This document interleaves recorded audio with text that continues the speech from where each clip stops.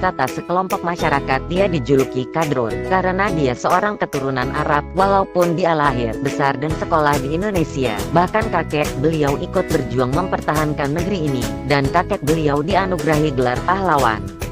Sekarang beliau mempunyai kesempatan untuk menjadi pahlawan, mengikuti jejak kakeknya. Lautan manusia menyambut beliau kemanapun beliau pergi di negeri ini. Walaupun dia dijegal dengan dicabut surat izin safari politiknya, tetapi lautan manusia tidak bisa dibendung walaupun surat izinnya sudah dicabut.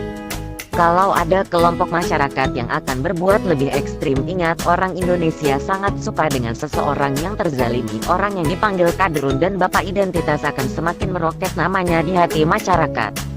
Semakin dia dijegal, semakin kelompok masyarakat yang berseberangan politik dengannya akan semakin panik. Banyak keturunan Arab di negeri ini, tapi spesies langka kadrun ini akan semakin bikin panik.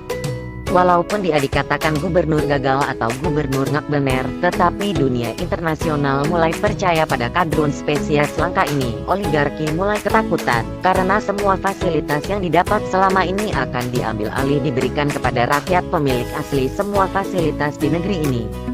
Beliau bukan anti oligarki, tetapi beliau bisa mengendalikan oligarki, bukan sebaliknya dikendalikan oligarki. Oligarki mereka memang mempunyai modal yang tidak terbatas, tetapi mereka hanyalah orang biasa yang tidak perlu diistimewakan. Seperti masyarakat Indonesia lainnya baik yang keturunan Batak, Minang, Sunda, Jawa, Cina, Papua, Betawi, Arab dan lain-lainnya, yang kita heran mengapa ada kelompok masyarakat yang sangat membencinya. Apakah ini ada peranan oligarki yang punya modal besar? Entahlah, kita tidak tahu. Tetapi kalau melihat perjuangan mereka tanpa kenal menyerah, diperkirakan memang ada kekuatan besar yang bermain. Kekuatan besar yang membuat sekelompok masyarakat sangat konsisten dan perjuangan tanpa kenal lelah untuk menjelekkan kadrun spesies langka ini.